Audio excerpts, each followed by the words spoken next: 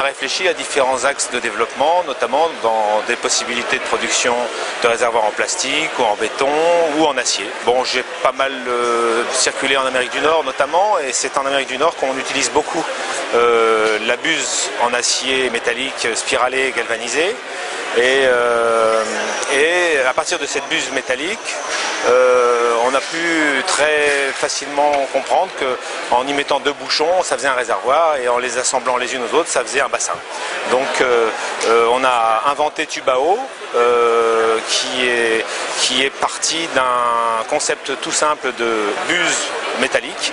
étanche, sur lequel on a transformé historiquement un outil qui servait à la canalisation des routes, et notamment des passages inférieurs routiers ou des passages de gibier sous les routes. On a une possibilité de réservoir étanche pour la rétention, pour la régulation des eaux pluviales, pour les réserves incendies, et pour également toutes les applications qui servent au traitement de l'eau, au poste de relevage, et ainsi tout ce que l'on peut trouver dans le domaine de l'eau aujourd'hui, et ce qui nous permet,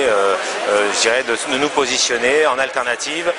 aux réservoirs ou aux applications en béton ou en plastique. Notre avantage à nous, c'est qu'effectivement